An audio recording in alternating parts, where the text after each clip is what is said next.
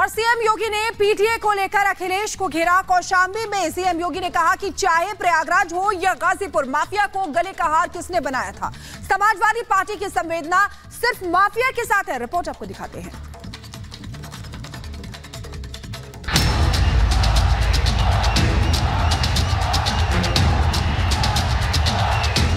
ये प्रयागराज का माफिया हो या गाजीपुर का माफिया, कौन अपने गले का हार बनाया था। अब जनता नहीं डरती, माफिया डरते हैं। लोकसभा चुनाव में 4 चरणों के बाद जहां चुनाव बेहद दिलचस्प हो चुका है, वहीं नेताओं के वार एक दूसरे पर बेहद तल्ख हो चुके हैं। ये हमले तीखे तो हैं ही, चुटीले भी हैं। अखिलेश हुए फरार, निरहुआ डटा। उत्तर प्रदेश की बात करें तो मुख्यमंत्री योगी ने खुद चुनावी मोर्चा संभाला हुआ है। कौशांबी में सीएम योगी गुरुवार को जमकर गरजे। समाजवादी पार्टी पर माफिया को अपने गले का हार बनाने का आरोप लगाया और सपा के पीडीए फॉर्मूले की भी हवा निकाल दी। मुख्यमंत्री योगी ने हुंकार भरते हुए कहा कि जो लोग पीडीए की बात करते हैं वो माफिया की कब्र पर तो फातिया पढ़ते हैं, लेकिन राजूपाल और उमेश पाल की मौत पर संवेदना तक जाहिर करना जरूरी नहीं समझते। क्या राजूपाल और उमेश पाल पिछड़े नहीं थे? ये प्रयागराज का माफिया हो या गाजीपुर का माफिया, कौन अपने गले का हार बनाया था। मैं पूछना चाहता हूं, राजूपाल पिछड़े नहीं थे क्या? क्या उमेश पाल पिछड़ा नहीं था क्या?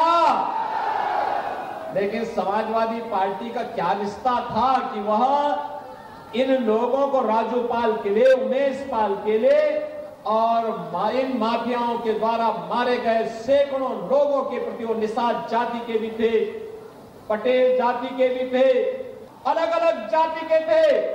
इनके मरने पर समाजवादी पार्टी की संवेदना इन परिवारों के प्रति नहीं होती थी, इनकी संवेदना तो उन माफियाओं के प्रति होती थी। सीएम योगी ने हमला और तीखा करते हुए कहा कि हमने माफिया को मिट्टी में मिलाने का काम किया और अब माफिया वो नहीं जो मिट्टी में मिल गए। अब तो इन माफियाओं को भी मिट्टी में मिलाना है और किसी माफिया को पनपने भी नहीं देना है। आपने देखा होगा कैसे माफिया मिट्टी में मिल गए, नामो निशान मिल गया, और साथ साथ 10 वर्ष में जितना माफिया और उनके गुर्गों ने कमाया होगा वह भी वसूली हमने किया, और साथ साथ उस माफिया के ऊपर बुलडोजर चलाने का भी काम किया गया। दरअसल उत्तर प्रदेश के योगी मॉडल की चर्चा पूरे देश में होती है कि कैसे सीएम योगी ने यूपी में कानून व्यवस्था को चुस्त दुरुस्त किया है। योगी मॉडल की न सिर्फ जनता मुरीद है बल्कि प्रधानमंत्री मोदी भी इसकी जमकर तारीफ करते हैं। प्रधानमंत्री मोदी ने आजमगढ़ में कहा कि पहले की सरकारों ने यूपी की हर सीट पर एक माफिया बनाया और योगी जी ने हर सीट से माफिया मिट्टी में दफन कर दिया और अब जनता नहीं माफिया थर थर कांपते हैं। सपा सरकार में 1 डिस्ट्रिक्ट 1 माफिया,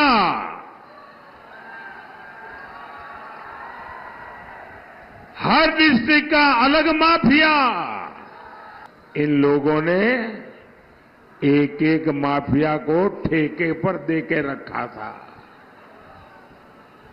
यहां व्यापारी सुरक्षित नहीं था, बहन बेटियां सुरक्षित नहीं थी, युवाओं का कोई भविष्य नहीं होता था।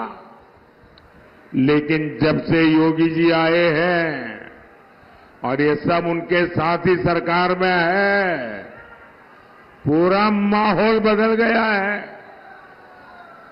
अब जनता नहीं डरती, माफिया डरते हैं। दरअसल गुरुवार को यूपी की आजमगढ़ सीट पर पीएम मोदी ने भी रैली को संबोधित किया, जिसके बाद आजमगढ़ सीट से बीजेपी उम्मीदवार दिनेश लाल निरहुआ भी अपने रंग में दिखे और अखिलेश यादव पर अपने अंदाज में चुटकी ली।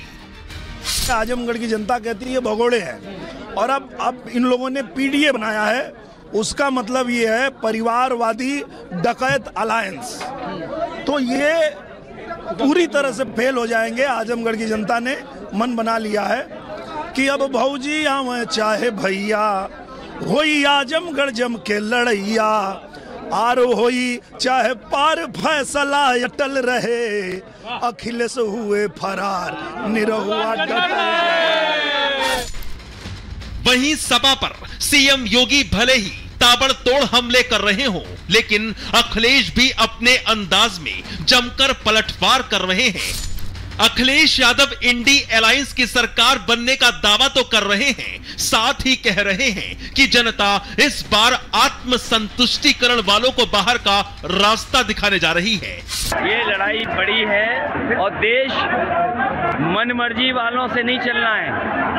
जो मनमर्जी से और आत्मतुष्टिकरण के लिए बात कर रहे हैं, उन्हें सोचना पड़ेगा कि अब देश का एक एक नागरिक संविधान की बात सुनना चाहता है। मन की बात नहीं, संविधान की बात होगी। मनमर्जी नहीं, आत्मतुष्टिकरण वालों को हटाया जाएगा। बीजेपी सबसे बड़ा खतरा पैदा कर रही है। जाहिर है लोकसभा चुनाव 2024 निर्णायक मोड़ पर पहुंच चुका है और लगातार यूपी में सीएम योगी इंडी गठबंधन को धराशायी कर रहे हैं। और जिस पीडीए फॉर्मूले के जरिए सपा मुखिया अपनी जीत के भरोसे हैं, उसी पीडीए फॉर्मूले के सारे गणित फेल करते हुए दावा कर रहे हैं कि 4 जून को विपक्ष की विदाई तय है। Bureau report, Republic Bharat.